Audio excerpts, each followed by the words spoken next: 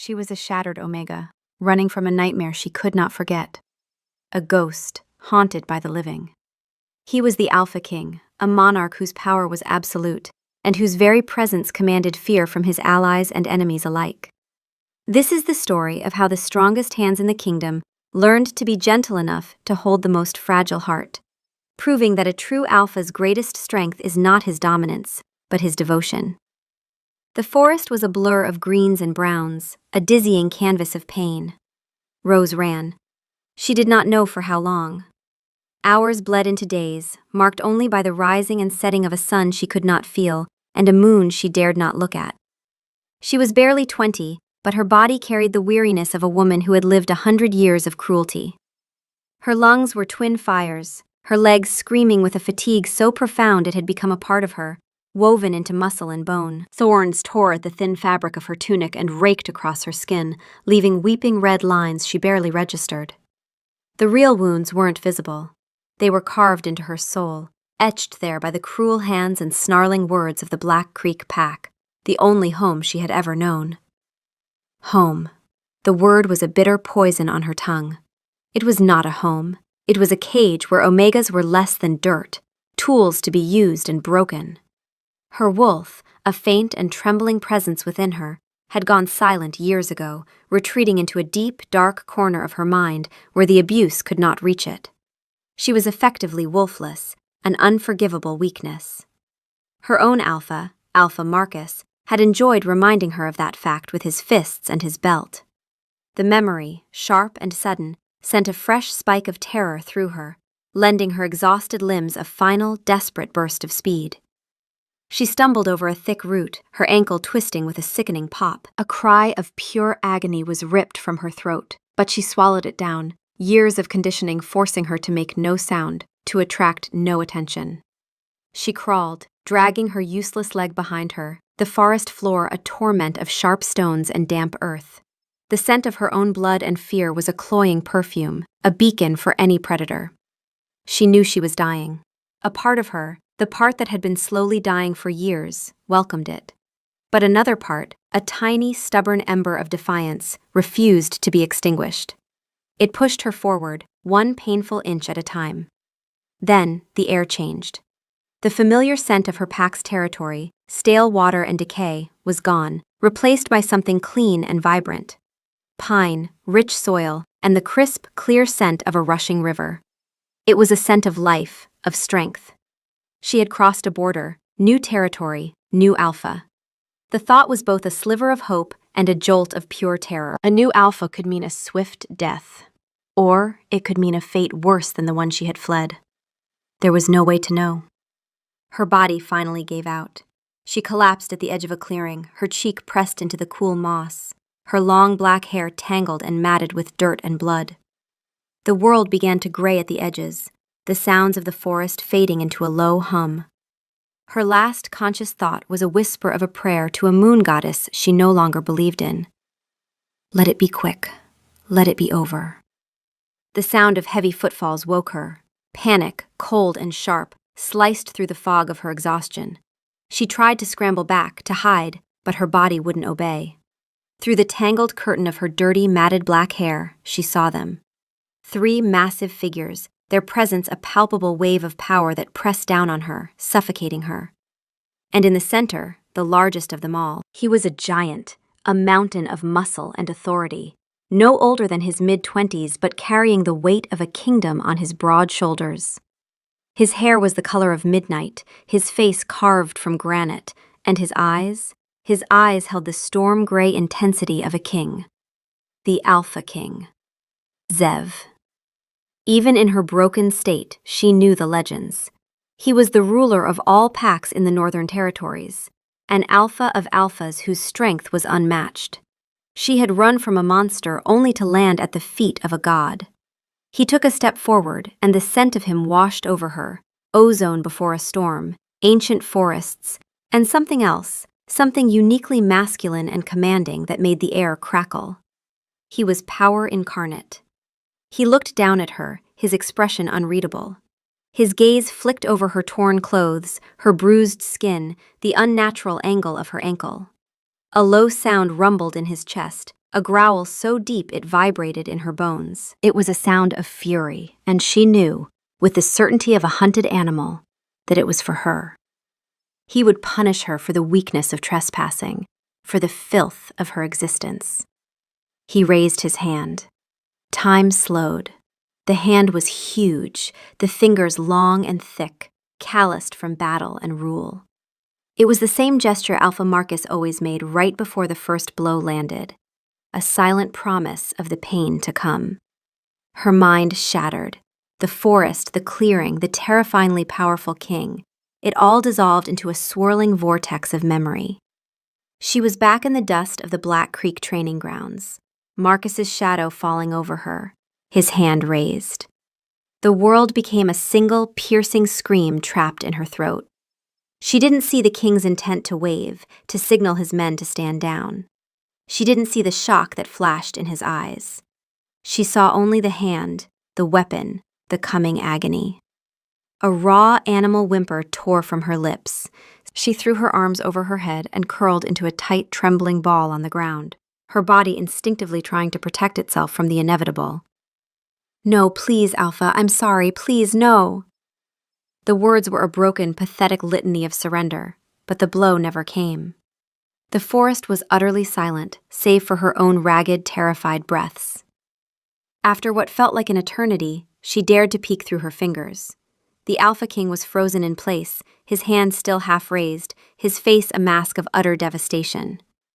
The fury was gone, replaced by a look of such profound, shattering pain that it stole her breath.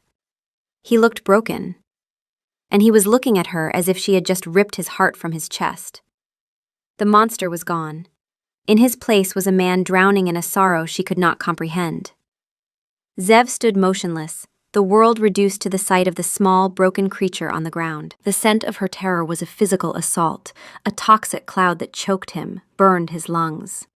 It was sharper than any blade, more potent than any poison, and it was directed at him. Him.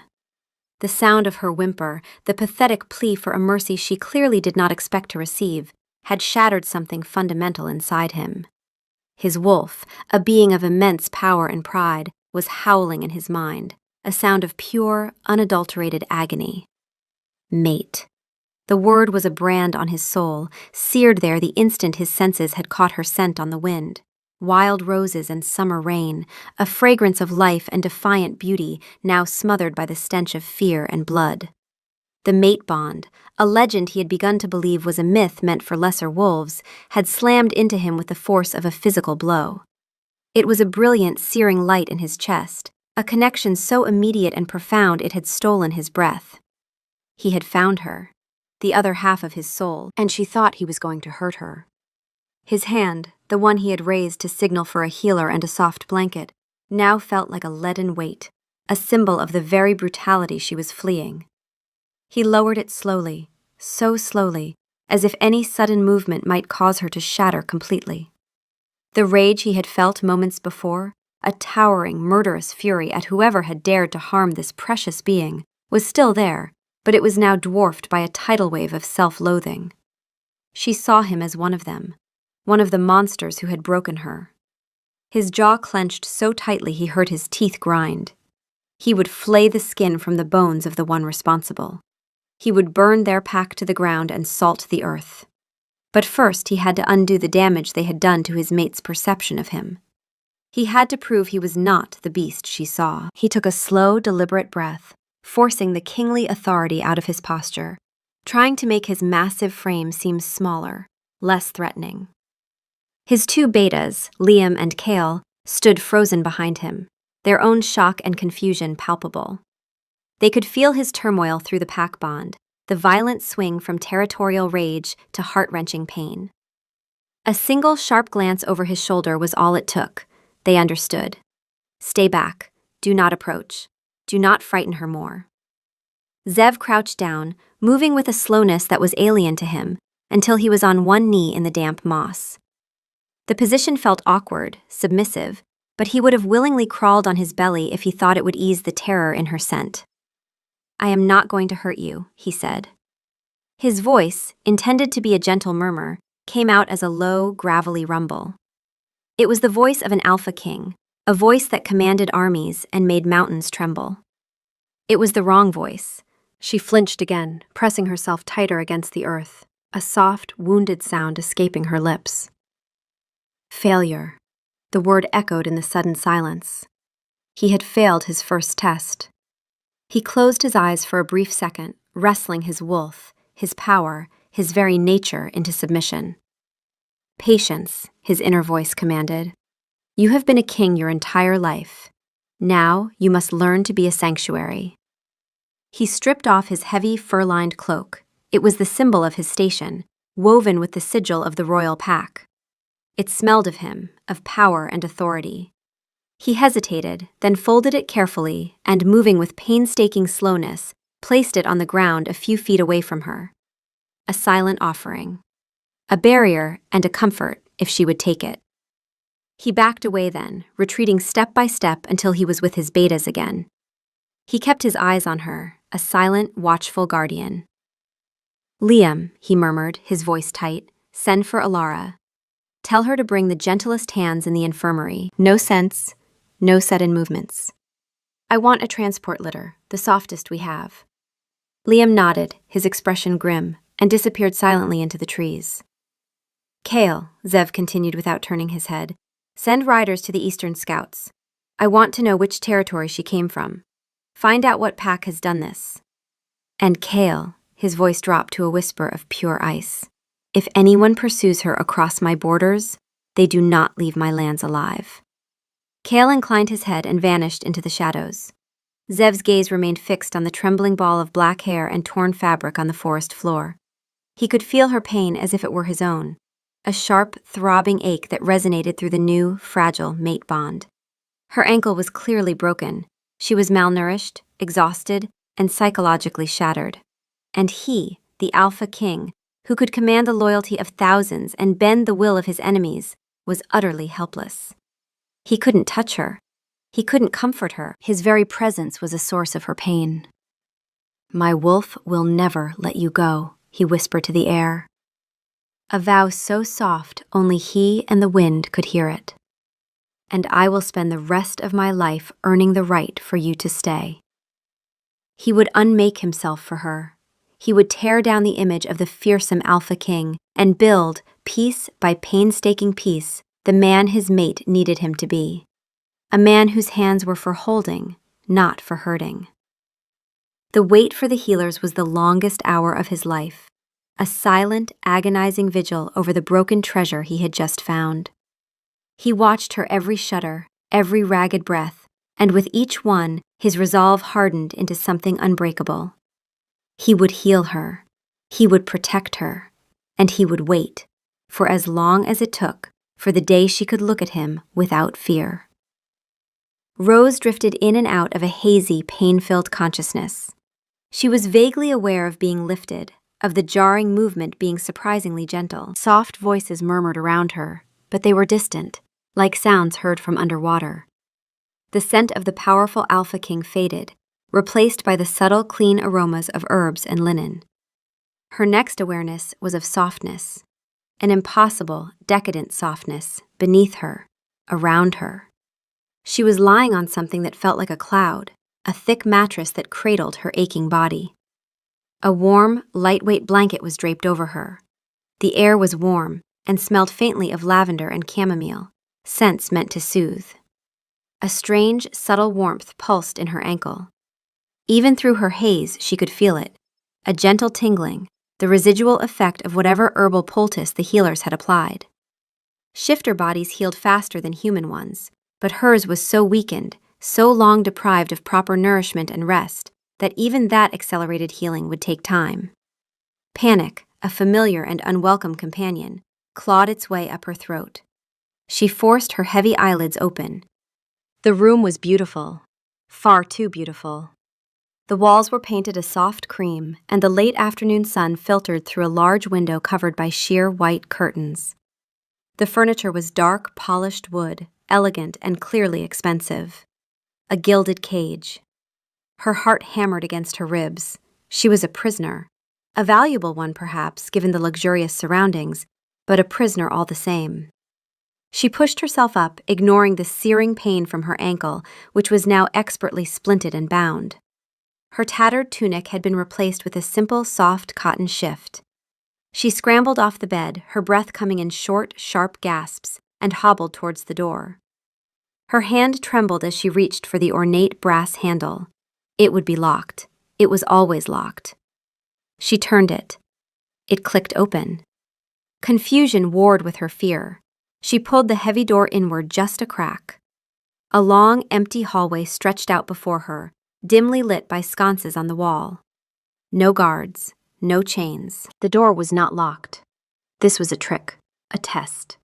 Alpha Marcus had enjoyed such games, offering the illusion of freedom only to punish her more severely for daring to take it.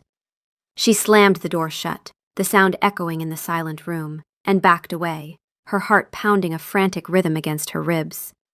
She pressed herself into the corner farthest from the door, sliding down the wall until she was huddled on the floor, making herself as small as possible. This was worse than a locked room. This was a psychological trap, and she didn't know the rules. A soft knock came from the door. Rose flinched, holding her breath. The knock came again, gentle, hesitant. Then a woman's voice, warm and low. "Little one?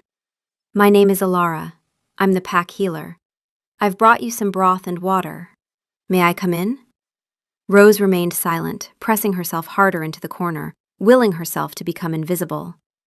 After a moment, she heard the soft click of the door opening. An older she-wolf entered, her hair a cascade of silver and her face lined with kindness. She held a wooden tray.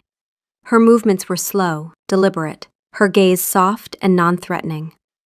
She did not look at Rose directly, but scanned the room until she spotted her. A sad, knowing smile touched her lips.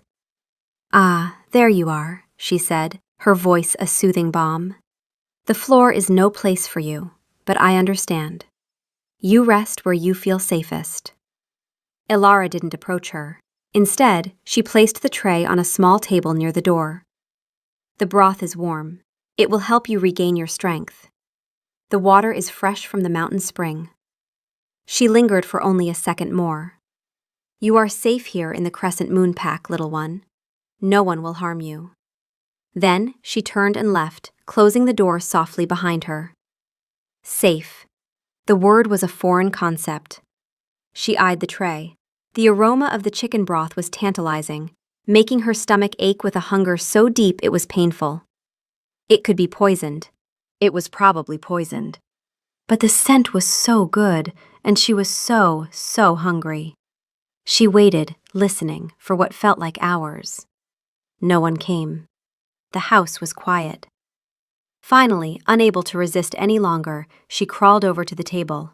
She sniffed the broth, her animal instincts on high alert. It smelled only of chicken and herbs. With a trembling hand, she lifted the bowl and took a tentative sip. It was warm, savory, and utterly delicious. It was the most wonderful thing she had ever tasted. She drank it all, then the water, her body greedily soaking up the nourishment. She felt a sliver of strength return, a tiny bit of the fog clearing from her mind. As night fell, she retreated back to her corner. She could not bring herself to get back in the bed. It was too soft, too vulnerable. The floor was hard and familiar. Outside her door, she heard footsteps. Heavy, powerful footsteps. The Alpha King. Her breath hitched. He stopped right outside her door. She could feel his presence, a weight in the air, a thrum of power that even the thick wood could not contain.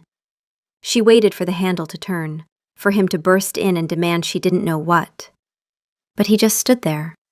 She could hear the faint sound of his breathing, slow and steady.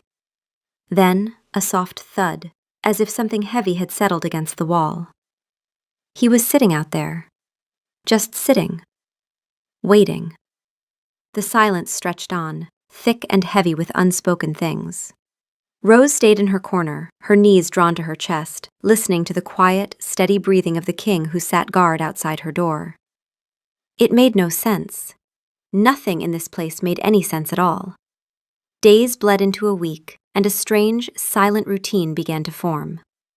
Rose remained in her room, a self-imposed prisoner in a gilded cage she was slowly realizing had no lock.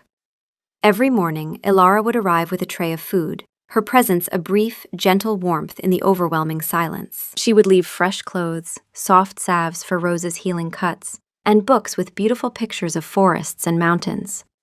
She never stayed long, never pushed for conversation, her quiet respect a balm on Rose's raw nerves. And every day, and for most of every night, the Alpha King was there. He never knocked, he never tried the handle. He simply took up his post in the hallway outside her door. Rose did not know that he had quietly handed all but the most critical matters of state to Liam and Kale, that the kingdom's daily machinery now ran through his betas while their king sat on a cold stone floor. She knew only his presence, the sheer force of it, a silent, powerful hum that seeped through the walls. She could scent him, that intoxicating mix of storm and forest, a scent that should have terrified her but was slowly becoming familiar. Sometimes, in the dead of night, she would creep to the door and press her ear against the cool wood, listening to the slow, even rhythm of his breathing. It was a steady, grounding sound in the chaos of her thoughts. Then he started to speak. It was late one afternoon, the sun casting long shadows across her floor. His voice came through the door, so low and soft it was barely a whisper. It was a deep, resonant bass, but stripped of all its command, all its authority. It was just a voice. The council meeting was long, he murmured, the sound vibrating faintly through the door. Lord Valerius still believes we should increase patrols along the eastern ridge. He's as stubborn as a winter-frozen oak. Rose froze, her heart leaping into her throat. He was talking to her. Or, not to her, but at the door. He wasn't asking for a response. He was just sharing. He continued in that same low whisper, telling her about a pair of wolf pups who had tumbled into the kitchens and made off with a string of sausages, about the way the sunlight hit the highest peaks of the mountains in the morning, about the taste of the wild berries that grew near the river. He never asked her a question. He never mentioned her past, her fear, or the chasm of silence between them. He simply filled the space with his quiet words, weaving a tapestry of his world for her, one whispered thread at a time. It was the strangest, most disorienting thing she had ever experienced. Alphas did not whisper. Alphas commanded. They demanded. They took. This powerful, fearsome king was dismantling every rule of pack hierarchy she had ever known. A gnawing curiosity began to eat away at the edges of her fear. What did he look like, this giant who chose to speak in whispers? She remembered the granite-carved face, the storm-gray eyes filled with a pain that had mirrored her own. But that was a fleeting image, shrouded in terror. One afternoon, driven by an impulse she didn't understand, she waited until his voice was a steady, low rumble, narrating the flight of a hawk he could see from a nearby window. Her heart pounding, she hobbled to the door, her healing ankle still tender beneath the splint. The shifter healing had knit the worst of the break, but the bones still ached with a deep, dull throb, a constant reminder of her flight. She turned the handle with infinite slowness, praying it wouldn't make a sound. She pulled the door inward, just a fraction of an inch, creating a sliver of a view into the hallway. And she saw him. The sight made her breath catch in her chest. The Alpha King, Zev, was sitting on the floor. He wasn't leaning against the wall in a casual slouch, but sitting fully cross-legged, his back straight but his shoulders slumped, as if holding up the weight of the world. He was immense, his shoulders as wide as the doorway, his legs thick with muscle even when folded. But by sitting on the floor, he had deliberately made himself smaller, less imposing. His head was bowed, his gaze fixed on his own large hands, which rested loosely in his lap. He was dressed not in royal finery, but in simple black trousers and a tunic, the attire of a common pack member. The incongruity of it was staggering. This was the most powerful wolf in the known lands, a man who could command legions with a word, and he was sitting on the floor outside her door like a supplicant, like a penitent monk. As he spoke, his voice a soft murmur, she saw his hands clench and unclench, a small, repetitive motion that betrayed a deep, underlying tension. He was not as calm as he sounded. This was costing him something. He must have sensed her, a subtle shift in the air, the faintest whisper of her scent through the crack in the door. His voice trailed off. He lifted his head slowly, and his storm-gray eyes met hers through the narrow opening. He did not move. He did not speak. He didn't smile or frown. He simply looked at her, and in his gaze she saw it again. That profound, shattering sorrow.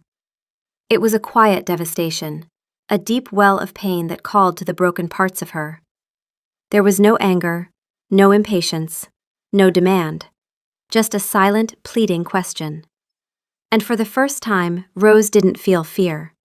She felt a pang of something else entirely. A strange, unfamiliar ache in her chest that felt dangerously like empathy. She held his gaze for a long, breathless moment before her nerve broke. She gently pushed the door closed, the latch clicking softly into place. She leaned her forehead against the wood, her heart beating a slow, heavy rhythm. The image of the king on the floor was burned into her mind. He wasn't a monster. He wasn't a god. He was just a man, holding a vigil of sorrow in the hallway of his palace, for reasons she was only just beginning to understand. The crack in the door was a monumental shift, a hairline fracture in the wall of ice between them. Zev had felt it, had seen it in her eyes. The terror had been replaced by a flicker of confusion, of curiosity. It was the first glimmer of hope he'd had in weeks, and he clung to it like a drowning man. He didn't press his advantage. He continued his vigil, his whispered monologues. But now he did so with a renewed, albeit fragile, sense of purpose. He had to prove his consistency. He had to be a rock of gentleness in the turbulent sea of her trauma. He began leaving her gifts. They were never grand or valuable in a monetary sense. They were pieces of the world he described to her, tangible proof of his words. One morning, she opened her door to find a single, perfect eagle feather resting on the floor. Another day, it was a smoothly polished river stone, cool and dark and fitting perfectly in her palm. He left her a cluster of tiny, star-shaped alpine flowers that only grew on the highest, most inaccessible cliffs, their scent faint and sweet. He never mentioned the gifts in his whispers. They were silent offerings, left for her to find and interpret as she would. Rose began to collect them. The feather was tucked into one of the books Alara had brought. The stone became a worry stone, its smooth surface a comfort to her thumb when anxiety threatened to overwhelm her. The flowers were placed in a cup of water on her windowsill, a tiny splash of life and color in her sterile world. They were treasures. They were promises of a world outside her room. A world that wasn't filled with pain and fear. They were proof that the man with the whispering voice was real.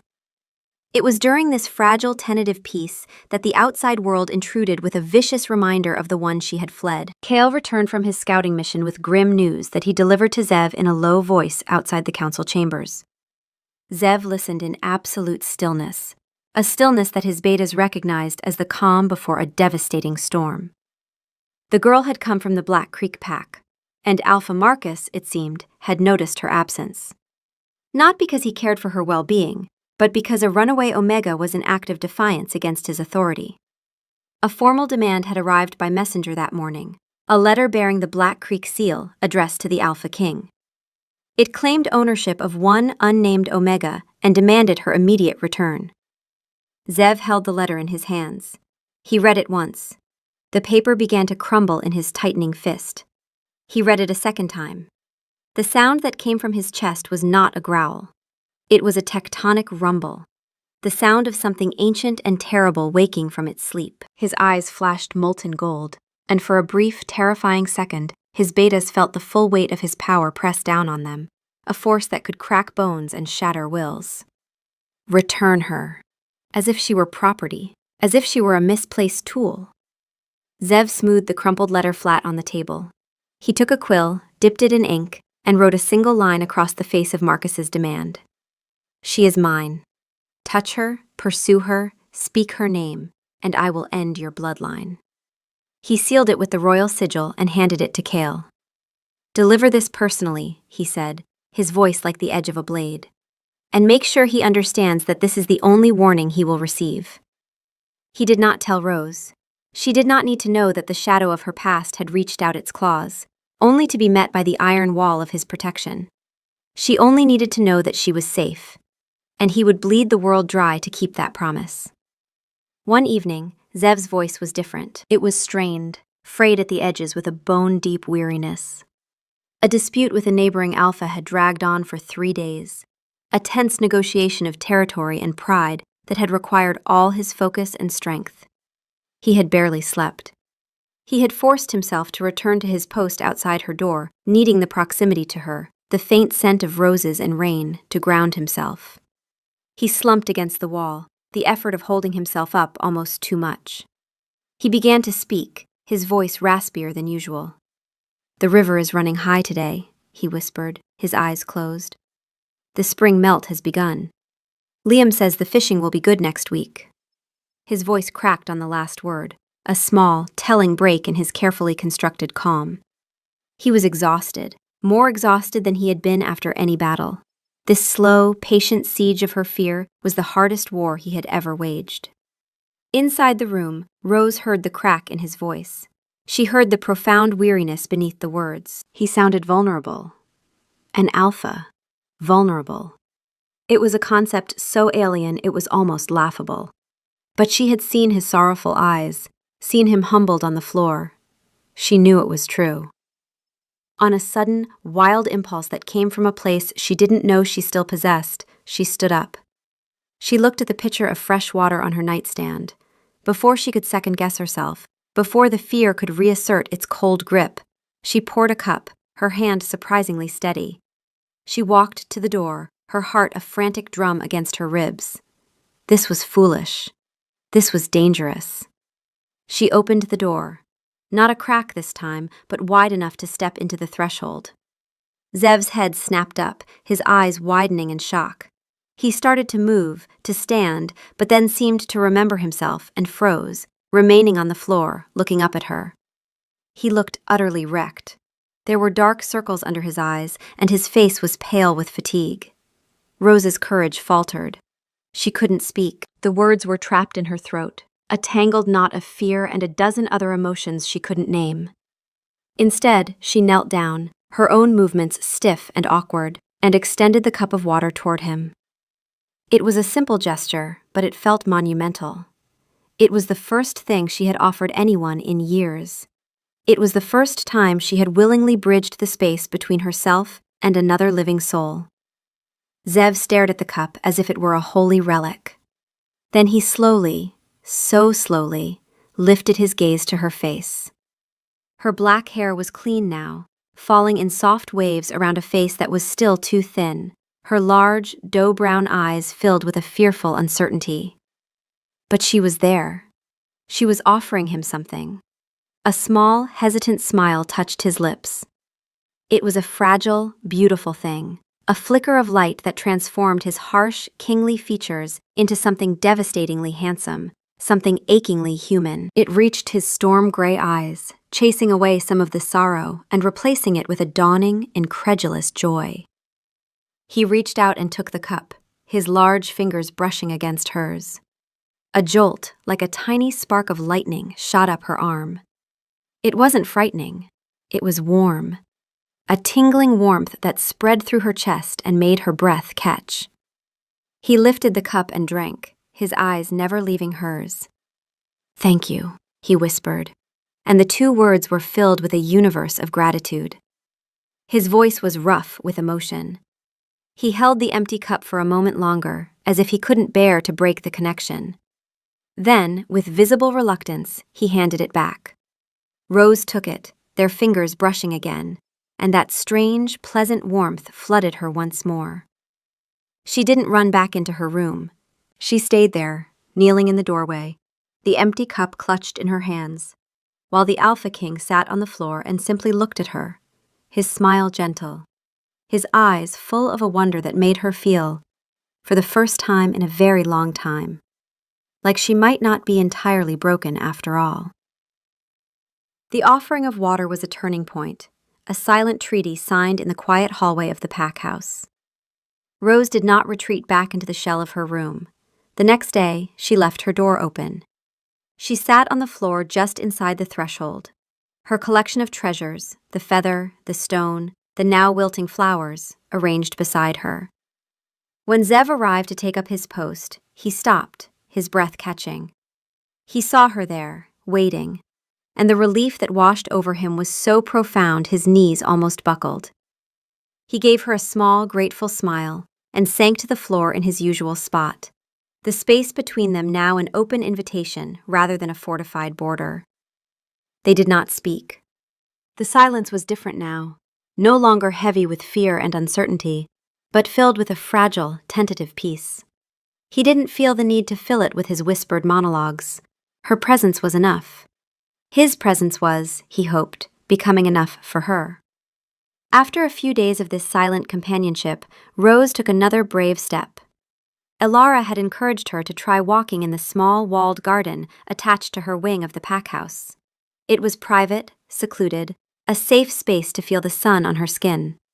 She was terrified, but the thought of the sun, of fresh air, was a powerful lure. She found Zev waiting for her, not in the hallway, but standing near the entrance to the garden. He wasn't blocking her path, but simply there, a silent, watchful guardian.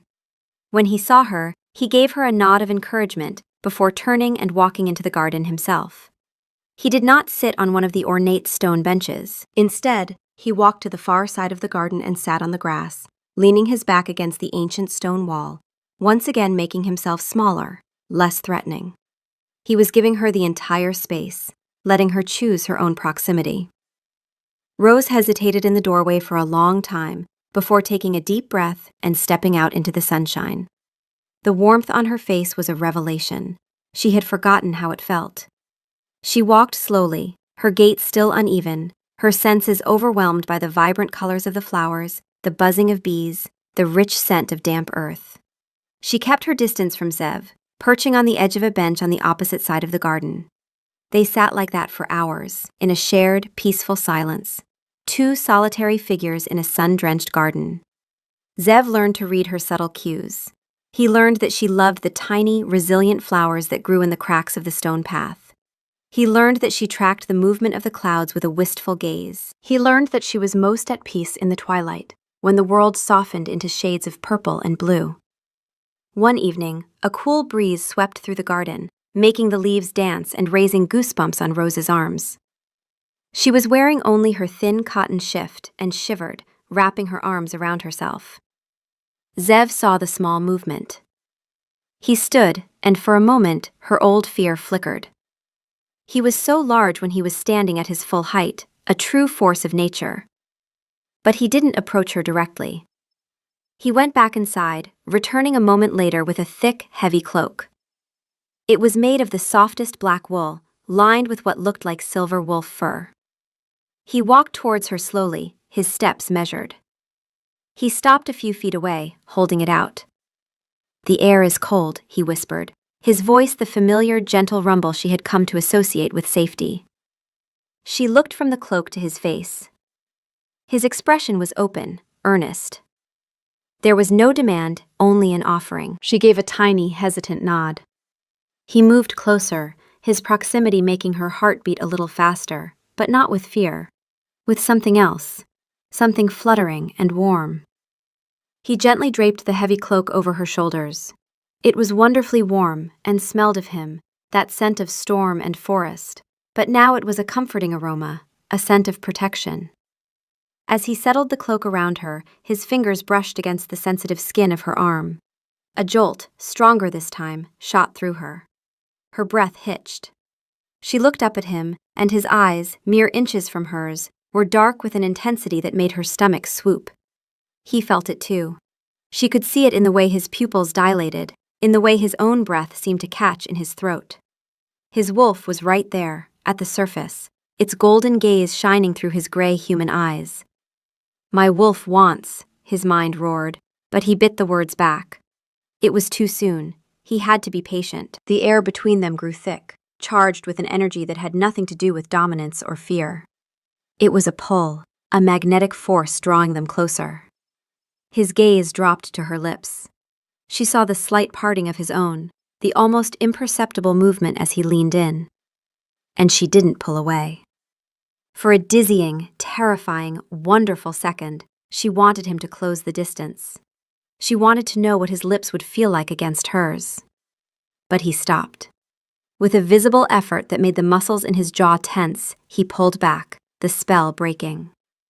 He tucked a stray strand of her black hair behind her ear, his touch feather light, his fingers trembling slightly.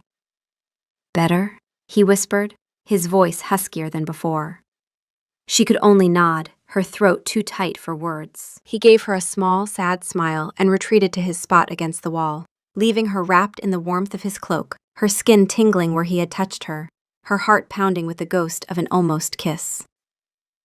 Long after he had gone still and quiet, Rose sat in the gathering dark, the cloak pulled tight around her, her fingers tracing the spot on her arm where his hand had been. Something inside her, something buried so deep she had thought it dead, was stirring. It was small and tentative, but it was unmistakably alive, and it whispered a word she had never thought she would feel again. Want. The bond between them, no longer a one-sided ache for him, was beginning to sing, a quiet, hopeful melody in the space between them. The fragile piece they had built was a delicate hothouse flower, vulnerable to the harsh winds of the outside world. Not everyone in the Crescent Moon Pack viewed the Alpha King's devotion to the broken Omega with understanding. Whispers had begun to circulate. Who was she? Why did the king spend his days sitting on floors and whispering in gardens? He was the most powerful Alpha in the known world, and he was acting like a lovesick pup over a wolfless stray. The most venomous of these whispers came from Serena. A tall, proud she-wolf with hair the color of burnished copper and eyes like chips of jade. Serena was the daughter of the former Beta and had been raised with the expectation that she, with her strong wolf and impeccable bloodline, would one day be Zev's Luna. She had seen his power, his dominance, and had craved it, believing herself to be the only one worthy of standing beside him. His utter absorption with Rose was not just a political disappointment, it was a personal, stinging insult. She saw Rose not as a person, but as an obstacle, a pathetic, whimpering creature who had somehow bewitched their mighty Alpha. Pity, she sneered to her circle of followers. He pities the little mouse. But an Alpha King needs a lioness, not a mouse. Her jealousy curdled into a cruel resolve. She would expose Rose for the weakling she was.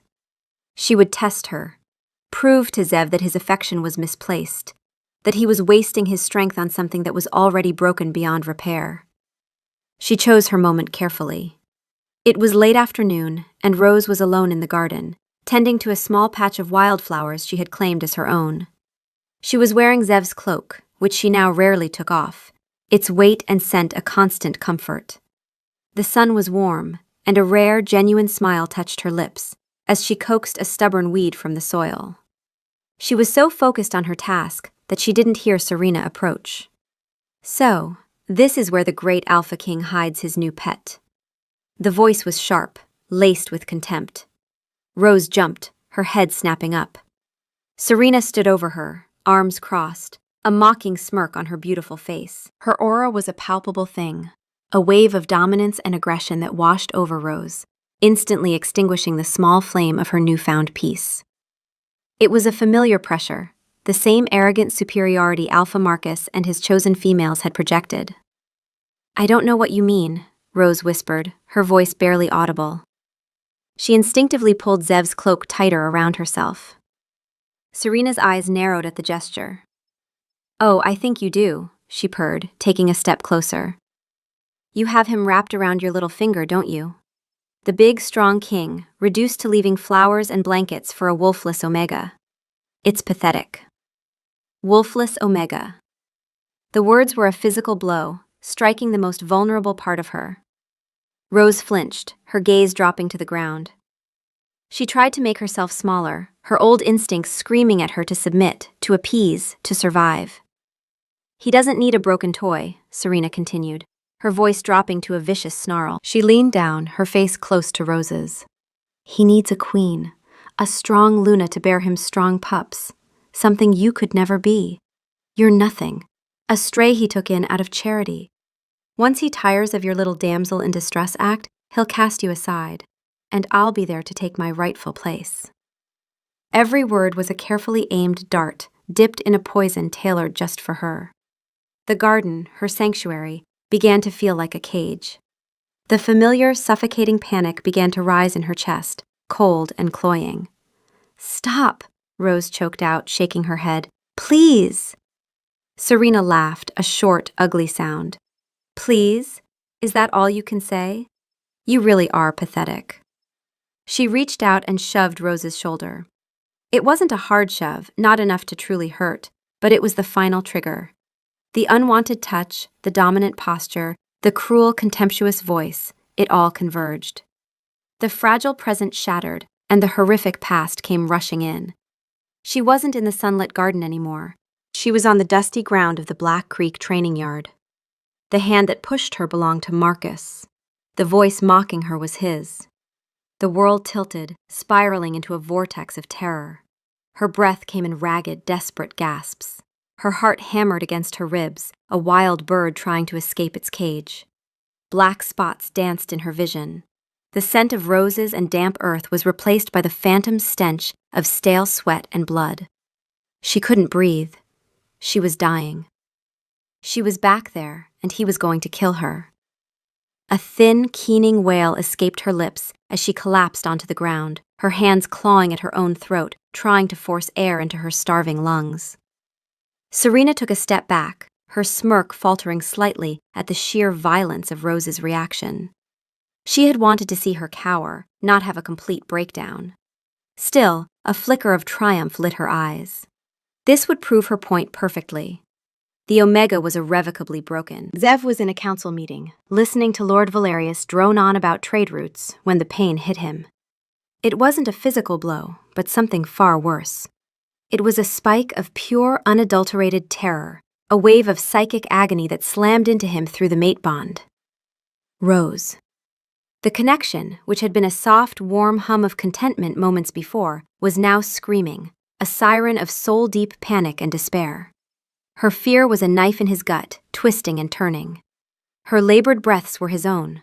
Her suffocating panic was his. "Rose," he breathed, the name a strangled prayer. Every head in the council room turned towards him. He was on his feet, his chair crashing to the floor behind him.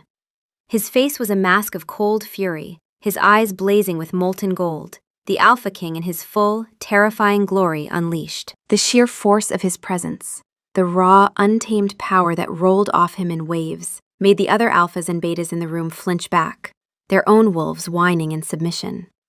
He didn't see them. He didn't care.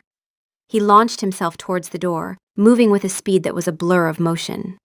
He burst out of the council chambers and sprinted down the hallways, his powerful legs eating up the distance.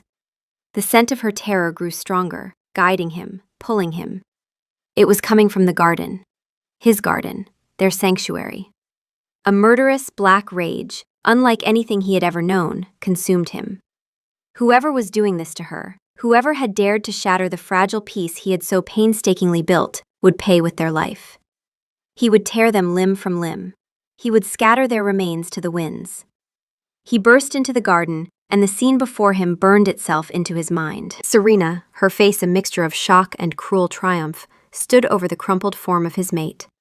And Rose, she was on the ground, hyperventilating, her eyes wide with unseeing terror, her small hands clawed at her own throat. She was drowning in her fear. "You." The word was not spoken. It was a roar, a shockwave of pure, condensed alpha command that ripped through the air. It was the voice he used to stop armies, the voice that could kill a lesser wolf with its force alone. Serena was slammed to her knees as if by an invisible hand, her head bowed, her body trembling uncontrollably. Her wolf was utterly dominated, her arrogance and pride stripped away in an instant. But Zev didn't spare her another glance. She was nothing. Less than nothing. All his focus, his entire world, narrowed to the small, shaking figure on the ground. He dropped to his knees beside her, his movements frantic, his rage forgotten in the face of her overwhelming pain. "Rose," he said, his voice raw. He reached for her, needing to touch her, to ground her, to pull her back from the abyss. But as his shadow fell over her, she flinched away with a choked scream, scrambling backward, her eyes finally focusing on him. And the fear in them intensified. She wasn't seeing Zev, her gentle giant, her whispering guardian. In her panicked, trauma-filled mind, she saw only what he had become in his rage. A massive, roaring alpha, his eyes glowing with power, his presence a suffocating wave of dominance. He was the monster. He was Marcus. He was every alpha who had ever hurt her. He had become her nightmare. The realization hit him like a physical blow, stealing the air from his lungs and shattering his heart for the second time. The rage vanished, replaced by a cold, hollowing despair. He had done the one thing he had sworn he would never do. He had terrified her. "No," he choked out, his voice cracking, the sound utterly broken. He held up his hands, showing her they were empty, that they meant no harm. "Rose, please, look at me. It's me. It's Zev." But she couldn't hear him. She was lost, trapped in a prison of memory, and he was the jailer. He saw the flicker of her consciousness begin to fade, her body going limp as the overwhelming terror threatened to pull her under completely. He had tried to save her, but in his fury, he had only pushed her deeper into the darkness.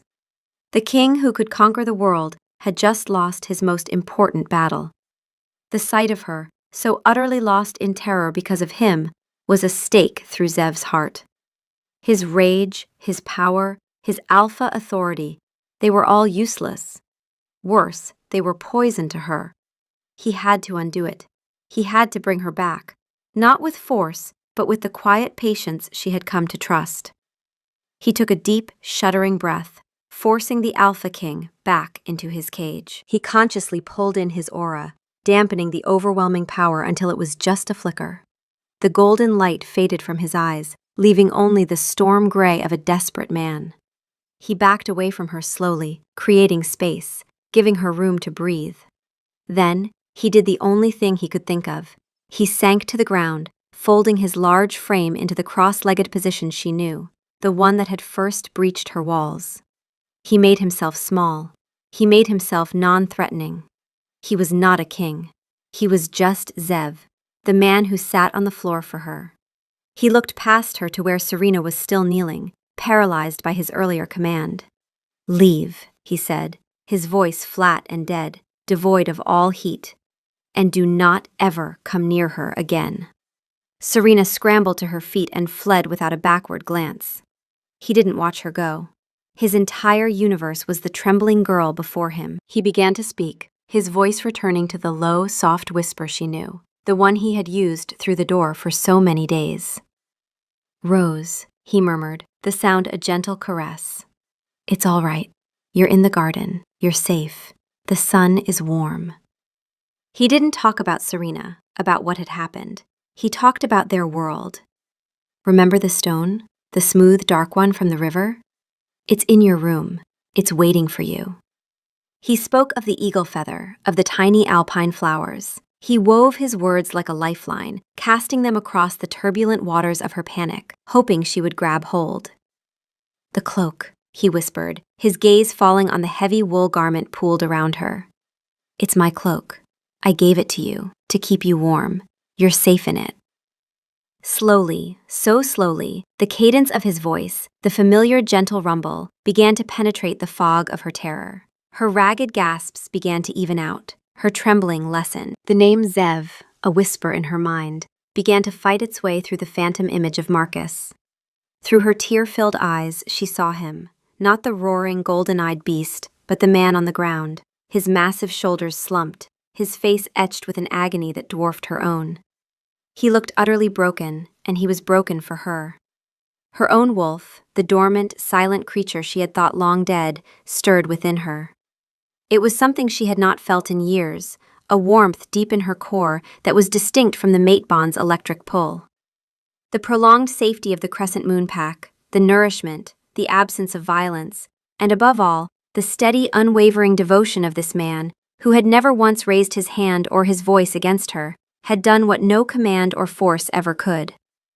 It had given her wolf a reason to come out of hiding. The creature had been cowering, terrified by the display of alpha rage, but now it felt the mate bond, a channel not of fury, but of profound, desperate love and regret. It felt Zev's pain as if it were its own. It was a tiny flicker at first, a warmth in the pit of her stomach, a feeling of belonging. Zev saw the subtle shift in her eyes, the first glimmer of recognition. His heart ached with a desperate hope. He stretched out his hand, the same hand that had so terrified her in the forest, and placed it on the grass between them, palm up. An offering. A plea. "My hands are for holding," he whispered, his voice thick with unshed tears, laying his soul bare before her. "They are for protecting you, for cherishing you, never for hurting. I swear it on my life, Rose, on my soul." She stared at his hand, the large, calloused hand of a king, a warrior. The hand that had, moments ago, been a symbol of her deepest fears. But now, she saw the fine tremor running through it. She saw the vulnerability in the gesture. This was not the hand of a monster. This was the hand of the man who left her flowers, who spoke to her in whispers, who sat on the floor and made himself small so she would not be afraid. The ember of her own wolf flickered brighter, urging her forward. "Trust him. He is ours. He is mate." With a courage she never knew she possessed, a courage born from his unwavering gentleness, she lifted her own trembling hand. Time seemed to stop as she reached across the space between them. Her small, pale fingers brushed against his. The contact was electric. The mate bond, nascent and tentative for so long, flared to life, a brilliant, searing current of warmth, recognition, and pure, unconditional love. It flooded her, chasing away the last shadows of her fear, filling the broken spaces inside her with a golden light. She curled her fingers around his, her small hand enveloped in his much larger one. He was so warm, so solid, so real. A single, perfect tear slid down her cheek. A tear not of sorrow, but of release. "Zev," she whispered. It was the first time she had ever said his name aloud. The sound of it, from her lips, was the most beautiful thing he had ever heard. It was absolution. It was acceptance. It was everything. He squeezed her hand gently, his own tears finally falling, tracing paths through the dust on his cheeks. A crowd had gathered at the edge of the garden, drawn by the commotion. Betas, pack members, even the council lords stood in silent witness. Zev saw them, but he didn't care. He had eyes only for Rose.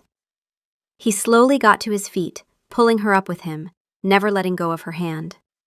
He stood before them all, the mighty Alpha King, his face tear-streaked, his hand holding that of the small, quiet Omega, as if she were the most precious treasure in the world. "This is Rose," he announced, his voice clear and strong, ringing with an authority that left no room for doubt, but softened by an undeniable tenderness.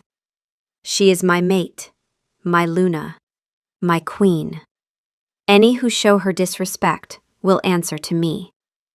He paused, and his gaze swept the crowd until it landed on the lone figure of Serena, who stood at the very edge, her face ashen, and her jade eyes wide with dawning comprehension of what she had done. "As for Serena, daughter of the former Beta," he continued, his voice dropping to a register that made the wolves in the crowd lower their heads, "she is banished from the Crescent Moon Packlands. She is stripped of her rank, her family name carries no weight within these borders, and she is to be gone before moonrise. Any who shelter her defy their king." The silence that followed was absolute. Serena's face crumpled, not with remorse, but with the shock of someone who had always believed herself untouchable. Two guards materialized at her sides, their grips firm but impersonal, and led her away. She did not look back.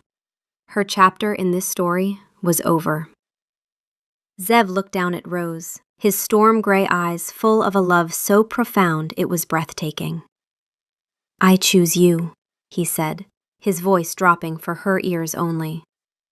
"Before all witnesses, I choose you, now and forever."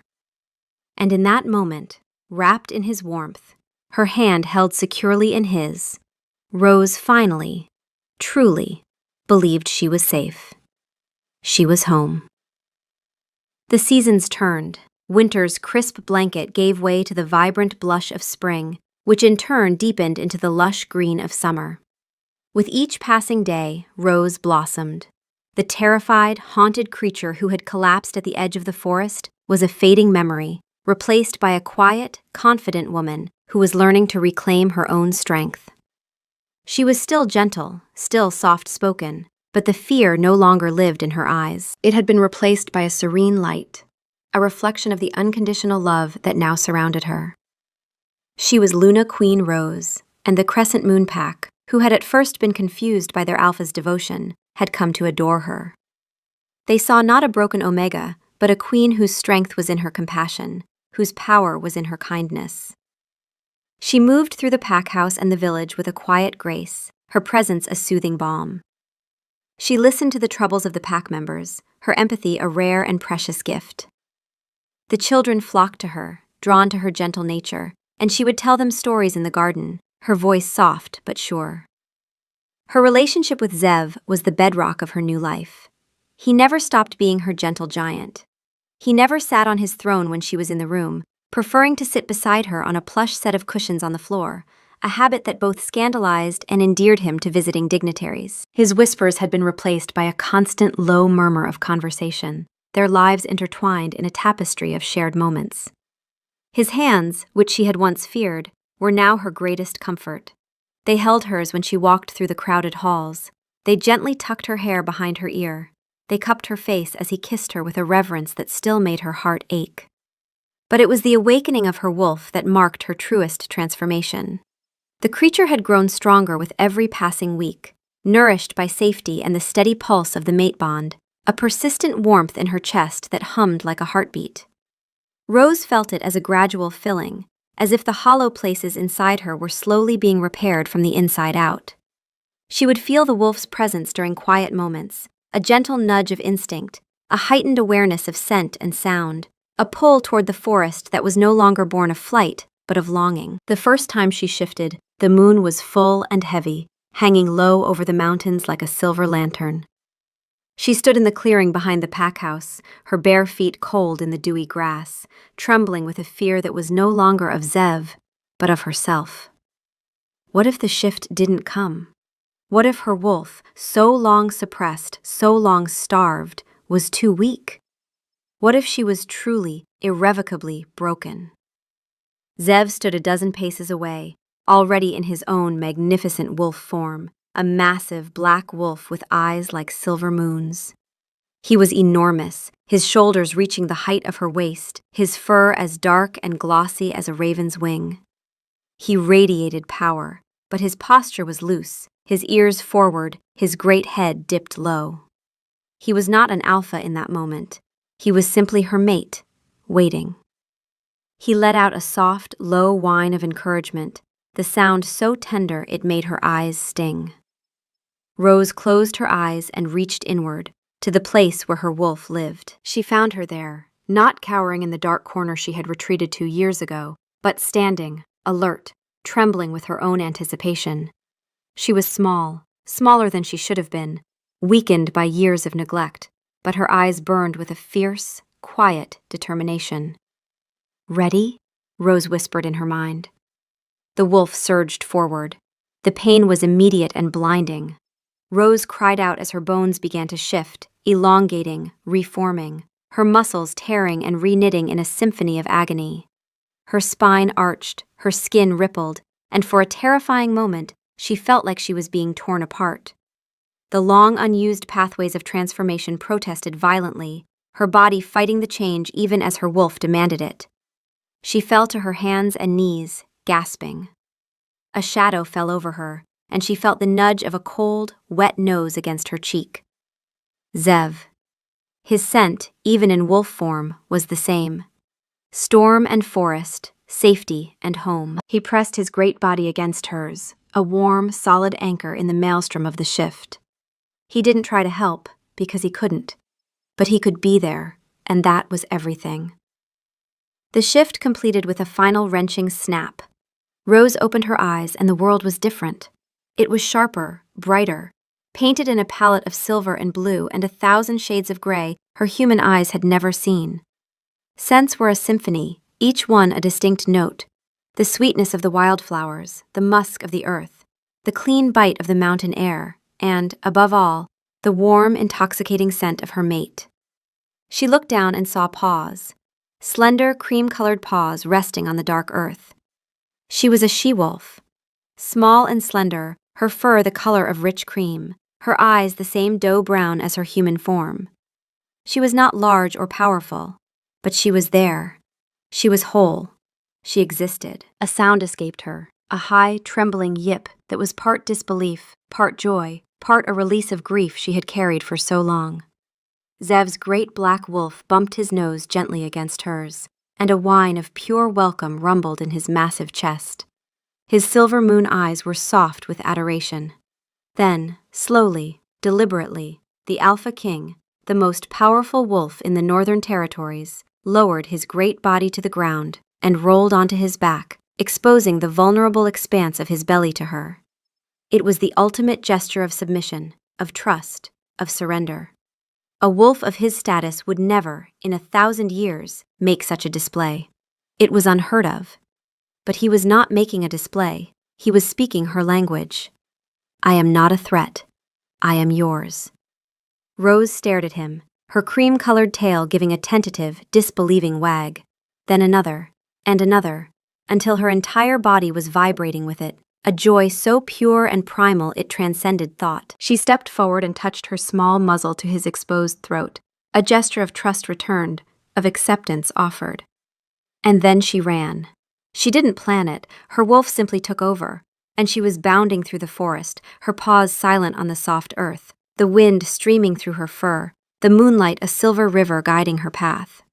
She was fast, faster than she had imagined, her small frame darting through the trees with an agile grace.